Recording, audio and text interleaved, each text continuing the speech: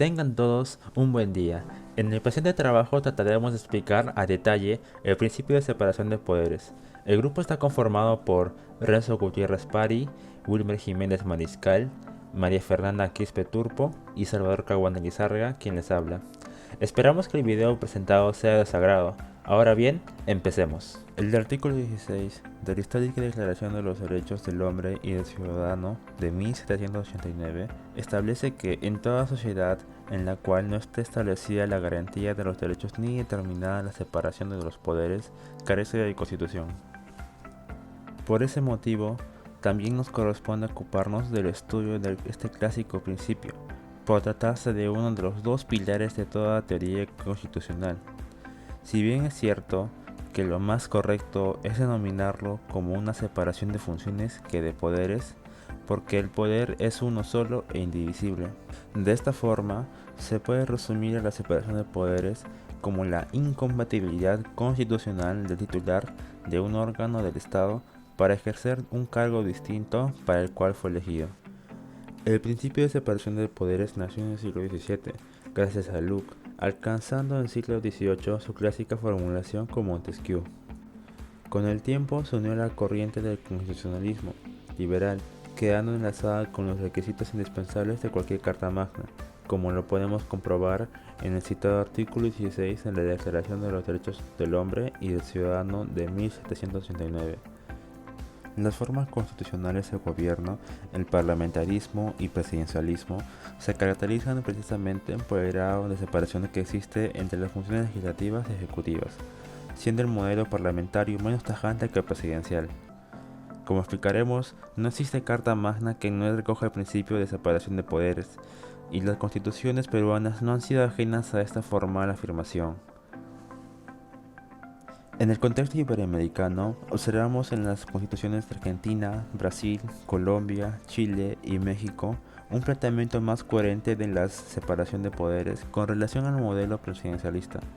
A diferencia del modelo peruano, las elecciones a los poderes ejecutivo y legislativo son separados y no coincidentes, lo cual evita el llamado efecto arrastre de votos que promueven las elecciones generales.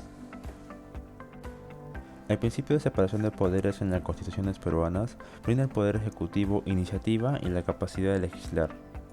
Los primeros textos constitucionales peruanos plasmaron una separación más tajante del principio de separación de poderes, al menos formalmente, pues como sabemos, la mayoría no tuvo mayor aplicación. La primera constitución peruana, la Carta de 1823, dispuso que solo los representantes del Congreso les compete la iniciativa de leyes.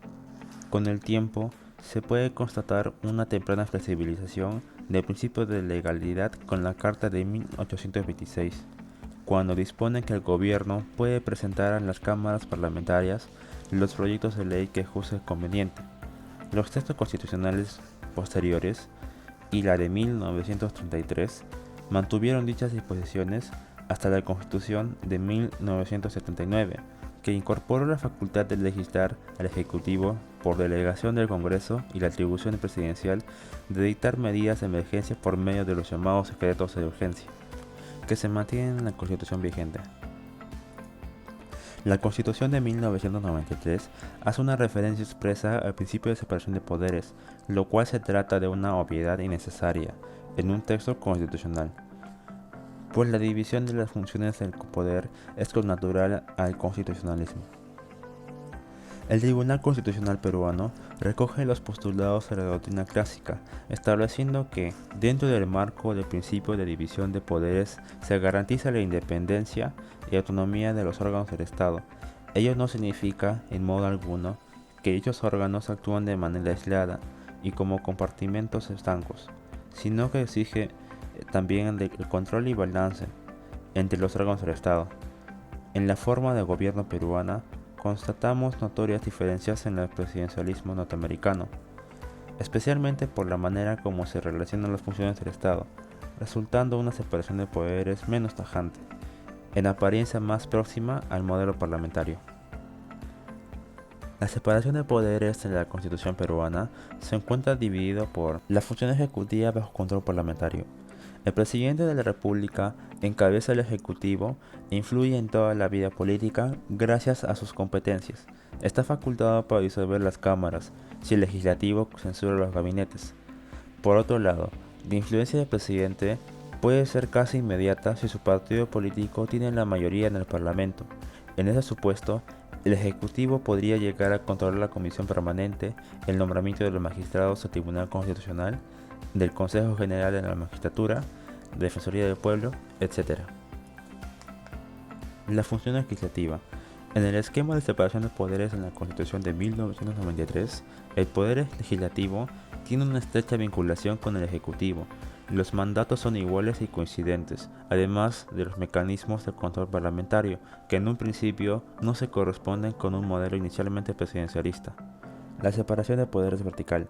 La separación de poderes no consiste solamente en que cada órgano del Estado mantenga una esfera o ámbito de independencia frente a los demás, que es al que todos los órganos políticos y ciudadanos deben sujetarse. La separación vertical consiste precisamente en el control que deben ejercer los órganos jurisdiccionales, como la Judicatura o el Tribunal Constitucional, también a evitar la invasión de competencias de un poder a otro. En otras palabras, cuando un órgano estatal abusa de las competencias que la Constitución le confiere, son los jueces quienes deben controlar ese acto arbitrario en favor de las libertades. De esta manera, la Judicatura tiene importantes atribuciones en materia de control de la constitucionalidad, una facultad que permite inaplicar una norma contraria de la Constitución peruana. El Tribunal Constitucional en el marco de la separación de poderes. En la actualidad, la teoría del equilibrio de poderes no se debe observar solo entre las clásicas instituciones ejecutivo, legislativo, judicial. En las constituciones modernas encontramos nuevos órganos conocidos como autónomos, que también participan y se relacionan entre sí con las demás funciones estatales. El Tribunal Constitucional es uno de ellos, el cual ocupa un lugar especial en función a las competencias otorgadas por el Constituyente de 1993. Una separación de poderes no muy tajante. Como explicamos, una característica del presidencialismo estadounidense es su tajante separación de poderes a diferencia de los gobiernos parlamentaristas. El modelo peruano se aleja de la tradición norteamericana. Entre otras cosas, la elección del presidente de la República y de los miembros del Parlamento son coincidentes y gozan del mismo mandato, que es de 5 años. El constituyente peruano optó por esa fórmula, no acogiendo su renovación por tercios. Las relaciones entre las funciones ejecutivas y legislativas. En la Constitución peruana, las relaciones entre legislativo y ejecutivo van más allá de la cooperación entre órganos propia de los presidencialismos.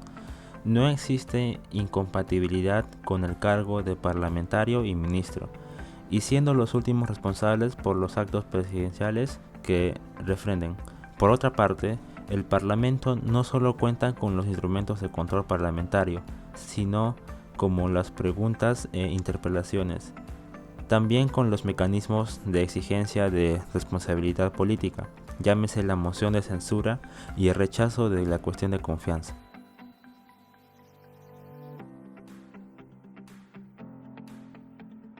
Quiero dar como conclusión de que la crisis de la separación de los poderes es un problema mundial, ya que la transformación de la vida económica, social, cultural y política, como también las guerras y otros factores que pueden afectar al gobierno de un estado, han favorecido mayormente al poder ejecutivo a comparación al poder legislativo. Hoy en día, las decisiones más importantes son tomadas comúnmente por los gobiernos, ya sean los gobiernos presidencialistas o parlamentaristas. En cualquier constitución actual, las facultades que tiene el poder ejecutivo moderno son tantas que parece indispensable la autolimitación de los gobernantes para que funcione una correcta separación de poderes. En ese sentido, como ejemplo, tenemos que tener la prudencia política que vemos en cancilleres y jefes de Estado de otros países extranjeros. Gracias. Buenas tardes, profesor, compañeros. La parte del tema que a mí me tocó exponer es reglas complementarias en la división de poderes. Lucas Verde nos señala que la construcción de la división de poderes es antes empírica que dogmática y, al tiempo, que cada época posee sus problemas históricos. concluyendo que conviene verificar constantemente la eficacia del principio y de sus aplicaciones, es decir, aplicarla a las nuevas constituciones. Aparte, la diferencia más relevante respecto del modelo ilustrado de división de poderes estriba en que en la actualidad no puede reconducirse a una única regla de organización la salvaguardia de la libertad política de los ciudadanos y los grupos. Lucas Verdu también nos dice que existen tantas divisiones de poderes que casi es imposible sistematizarlas, y la mayoría son bastante más sofisticadas que la elemental formulación clásica, es decir, ejecutivo, legislativo y judicial. Ahora, él nos da 8 reglas complementarias, las cuales la primera son división horizontal y tripartita de poderes del Estado y de funciones, división entre poderes constituyentes y poderes constituidos, división territorial o vertical del poder entre entes, división de poderes en el tiempo, división de poderes personal, división supraestatal del poder, división social del poder y división de poderes entre partidos y Estado. El punto número 1, división horizontal y tripartita de poderes del Estado y de funciones, nos dice que la moderna organización constitucional se ha visto sustituida por una pluralidad de reglas y de principios extremadamente complejos, complementarios unos de otros en la labor de controlar y limitar el poder. Como consecuencia separándolos en 3, ejecutivo, legislativo y judicial, y entre estos delegando el poder a otras entidades del Estado. El punto número 2, división entre poderes constituyente y poderes constituidos.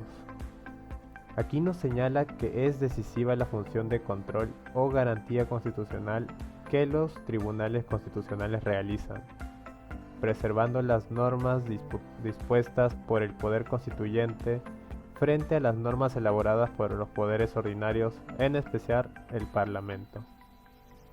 El punto número 3, división territorial o vertical del poder entre entes, nos dice que desde la óptica de la división de poderes, la distribución constitucional de competencias entre entes públicos sirve no solo para garantizar una esfera de decisión política autónoma, vale también para que esas entidades se controlen y contrapesen impidiendo el exceso y preservando el interés común a todo el ordenamiento. Aparte también, las comunidades autónomas deben respetar en su interior el mismo pluralismo territorial que demanda del Estado para no atraer el riesgo de convertir a las nacionalidades culturales en una suerte de monoteísmo secularizado, escasamente plural y democrático. El punto número 4, divisiones de poderes en el tiempo, basada en la alternancia tras la concurrencia electoral y en la inevitable limitación temporal de los mandatos representativos. El sistema electoral y las normas sobre inelegibilidades deben proveer a estos fines. Por obvio que puedan parecer, frecuentemente se olvida que sin alternancia no existe realmente democracia, todo lo cual obliga inevitablemente a pensar en términos de renovación de las élites, de circulación de los cargos públicos representativos. El control ante la opinión pública erigida en el electorado es decisivo en democracia. En resumen, es impedir una reelección consecutiva para evitar pleitos, ya que las malas experiencias nos anteceden. El punto número 5, división de poderes personal.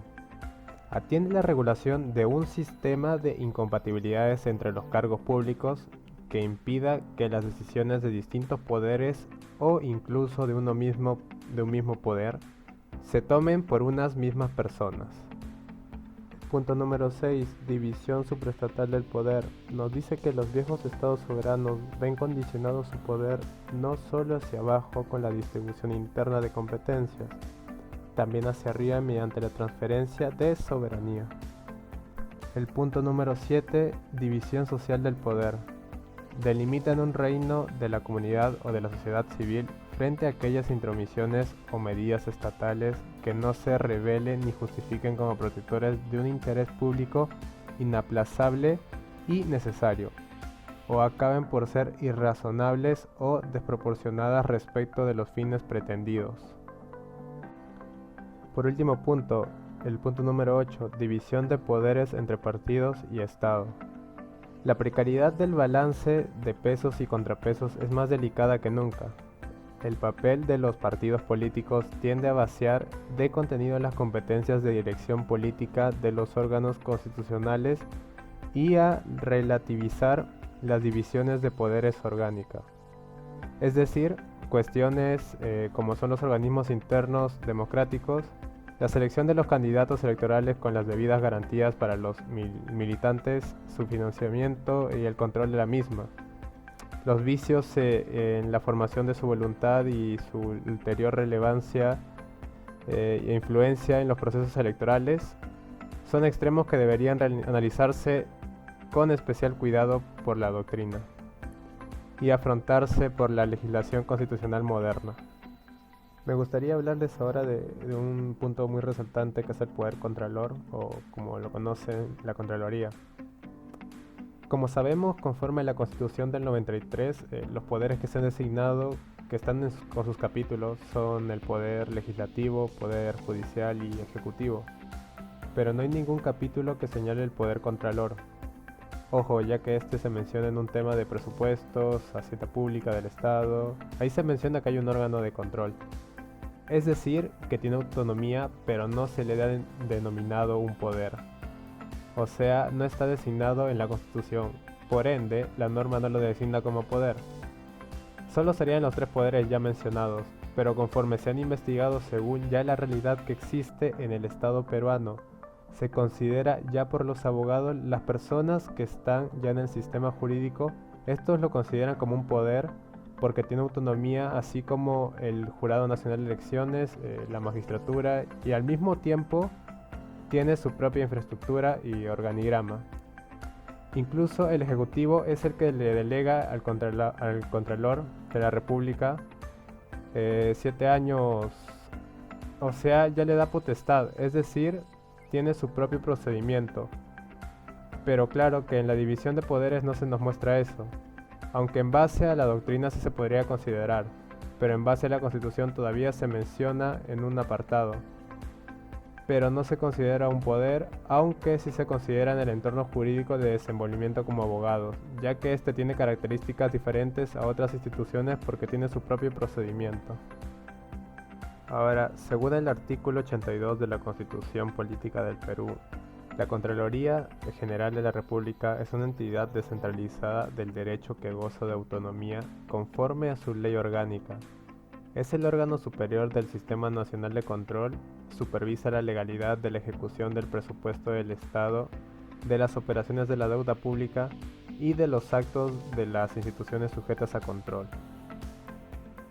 Según la Ley 26.922, establece la facultad sancionadora exclusiva de la Contraloría General de la República en materia de responsabilidad administrativa funcional solo para los casos derivados de los informes de control emitidos por los órganos del Sistema Nacional de Control, la Contraloría General, los órganos de control institucional y las sociedades de auditoría designadas, que identifican responsabilidades graves o muy graves por hechos cometidos o culminados a partir del 6 de abril de 2011, en cuyo caso las entidades deben inhibirse de realizar cualquier proceso de deslinde de responsabilidades. Estos son los 4 puntos por los cuales la Contraloría podría ejercer su potestad sancionadora.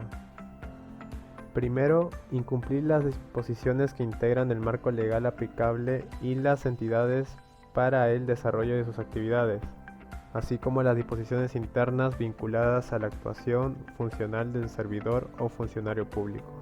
La segunda, incurrir en cualquier acción u omisión que suponga la transgresión grave de los principios, deberes y prohibiciones señalados en las normas de ética y probidad de la función pública. La tercera, realizar actos persiguiendo un fin prohibido por ley o reglamento. La cuarta y última, incurrir en cualquier acción u omisión que permita negligencia en el desempeño de las funciones o el uso de estas con fines distintos al interés público.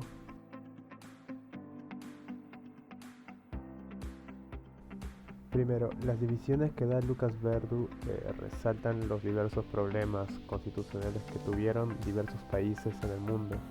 A través de sus 8 puntos, él logra explicar cómo los poderes de ser solo uno pasan a ser subdivididos en 3, ¿no?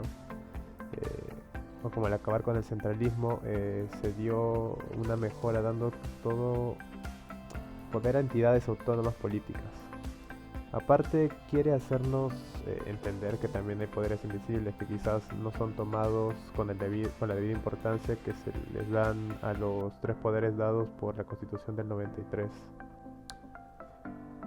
Por otro lado, hablar del poder contralor es muy amplio. Como sabemos, hay una Contraloría que es el ente técnico rector del Sistema Nacional de Control, la cual se encarga de por sí mismo controlar las entidades sujetas a este, tal sea el caso para evitar corrupción o lavados de dinero. Esto recordando un poco al país sin corrupción, Singapur, que si bien la Contraloría llega a tomar un papel más importante en el Perú, pienso que con esta se podría llegar a tener un mejor futuro para el país. Por supuesto, si esta llegara a quitarse sus limitaciones.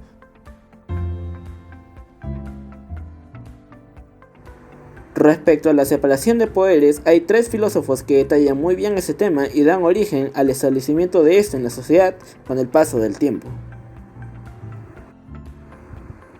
Lo que habría que considerar de John Locke, claro, esto relacionándolo con el tema a tratar, serían los 2 tratados sobre el gobierno civil que él hizo en 1689. Respecto al primer tratado, trataba, valga la redundancia, sobre una crítica al patriarcalismo que Robert Filmer sostenía, esto de manera de doctrina, por la cual se entendía que la sociedad política tenía que organizarse como una familia. Que como bien podemos entender, el patriarcalismo básicamente lo que sostenía era que el padre tenía un poder absoluto. Ya, esto comparándola con la sociedad civil, el monarca pasaría a tener un poder absoluto. Esto por derecho divino de manera hereditaria, desde los mismos orígenes de Adán. La crítica que hizo John Locke frente a Robert Filmer se basaba en 4 puntos fáciles de entender, claro, esto hoy en día. Como primer punto podemos tener a que no se sabe si Adán recibió esos poderes políticos absolutos. Como segundo, no hay prueba de que esos poderes hayan pasado a sus herederos. Como tercer punto podemos tener a que si por X razón esto era posible, no se sabe a cuál de ellos le había pasado la sucesión. Y como principal punto y cuarto tenemos a que el árbol genealógico de Adán era difícil o prácticamente imposible de seguir la pista. Pero su crítica no estaba dirigida al pensamiento que tenía Robert Filmer, a lo menos no directamente, sino que en 1680 el rey Carlos y sus seguidores querían de alguna manera tener mayor poder sobre el parlamento, y de esta manera el rey y sus seguidores decidieron tomar como idea principal el pensamiento que Robert Filmer sostenía. Lo importante de este tratado básicamente se encuentra en la crítica que tenía no frente, en esta vez al rey Carlos V, sino que más que todo a la forma de gobierno absolutista.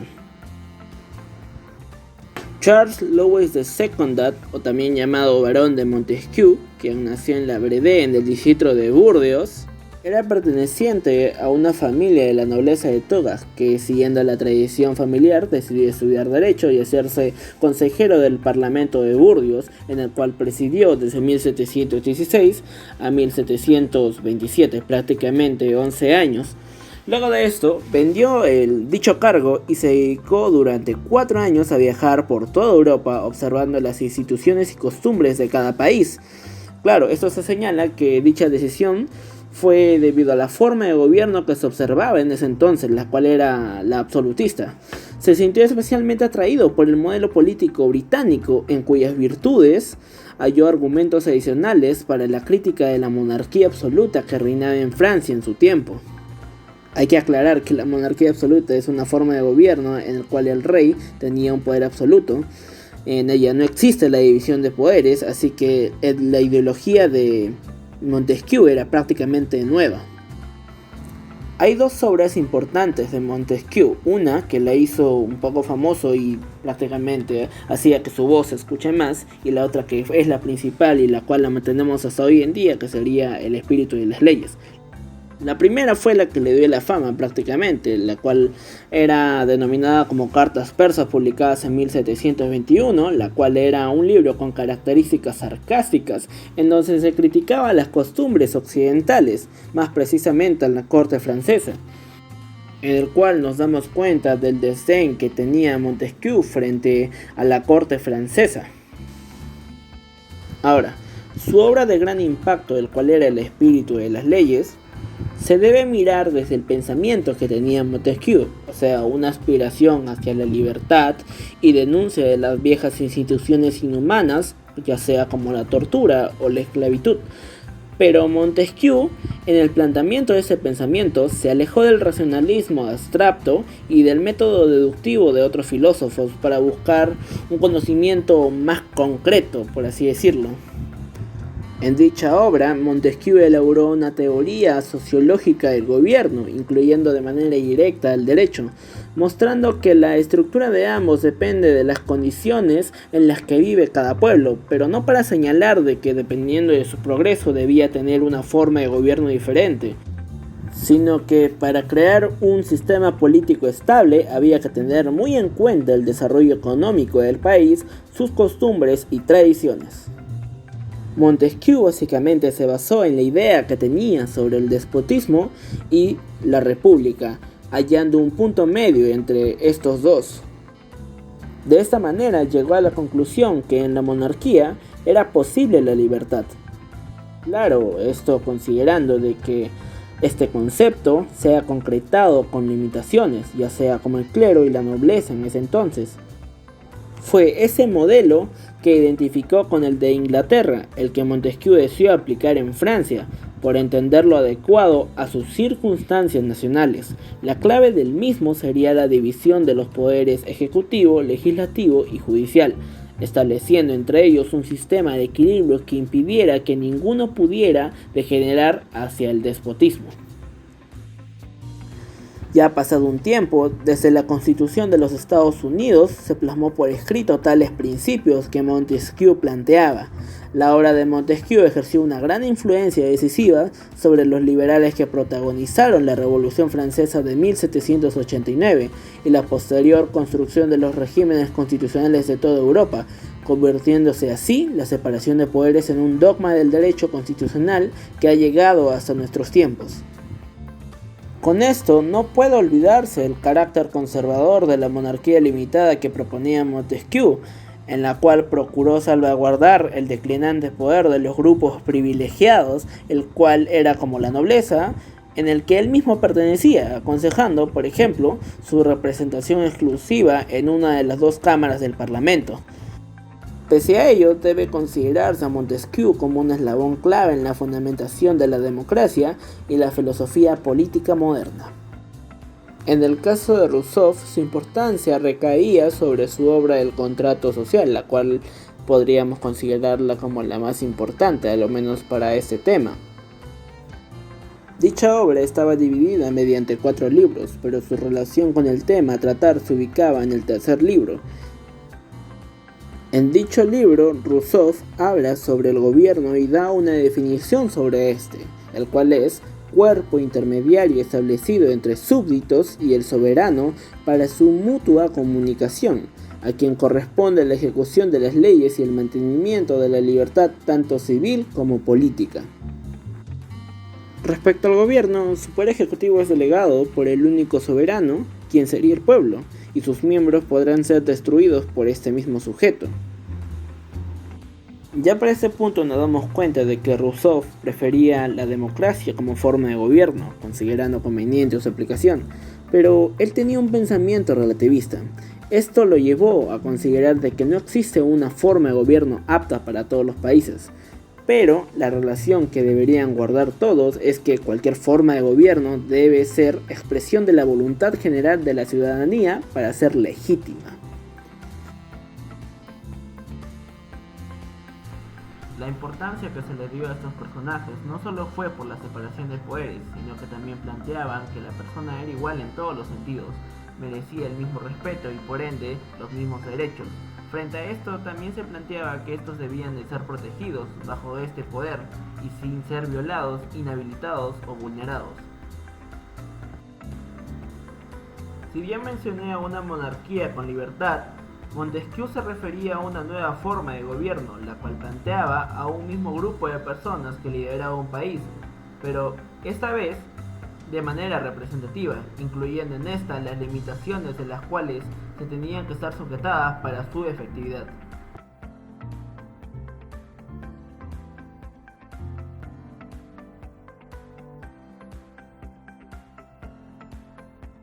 Hola, mi nombre es María Fernanda Quispe Turpo y en esta oportunidad les hablaré sobre la separación de poderes en el Estado peruano. Y nos estamos refiriendo al poder legislativo, ejecutivo y judicial.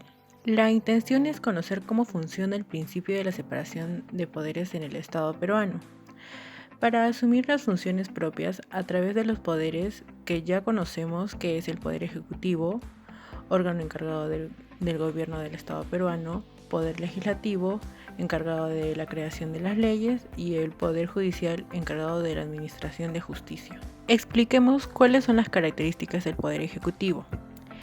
El presidente de la República es el jefe del Estado y personifica a la nación. Para ser elegido presidente de la República se requiere ser peruano de nacimiento, tener más de 35 años, gozar del derecho de sufragio. Junto con el presidente de la República son elegidos de la misma manera, con los mismos requisitos y por igual término, 2 vicepresidentes. El mandato presidencial es de 5 años, no hay reelección inmediata. Transcurrido otro periodo constitucional como mínimo, el expresidente puede volver a postular sujeto a las mismas condiciones.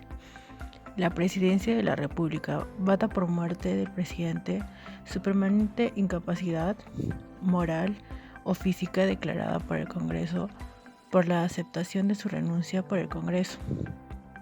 Salir del territorio nacional sin permiso del Congreso o no regresar a él dentro del plazo fijado por destitución tras haber sido sancionado con algunas de las infracciones mencionadas en el artículo 117 de la Constitución Política del Perú.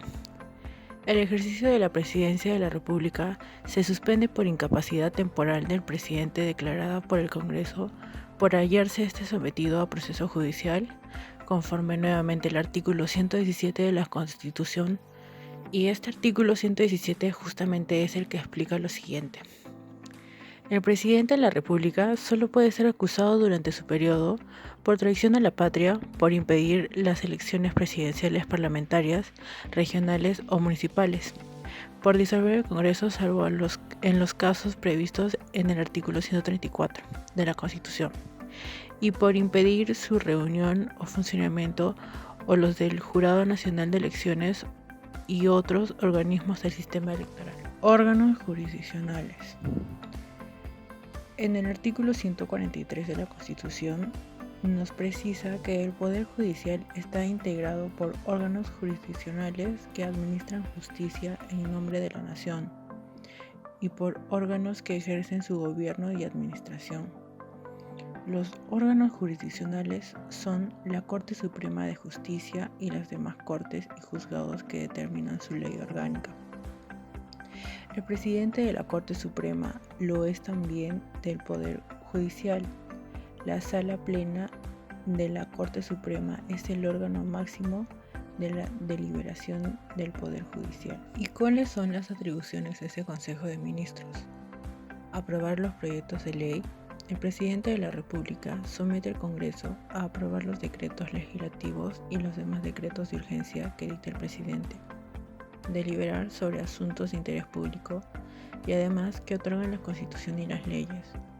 Los ministros son igual o individualmente responsables por sus propios datos y por los actos presidenciales que refrendan. Todos los ministros son solidariamente responsables por los actos delictivos o violatorios de la Constitución o de las leyes en que incurre el presidente de la República. o que acuerden en consejo aunque salven su voto, a no ser que renuncien inmediatamente. Ahora expliquemos en qué consiste uno de los poderes del Estado, que es el poder legislativo. Este poder legislativo reside en el Congreso, el cual consta de Cámara única. El número de congresistas es de 130. El Congreso se elige por un periodo de 5 años mediante un proceso electoral organizado conforme a la ley. Los candidatos a la presidencia no pueden integrar la lista de candidatos a congresistas.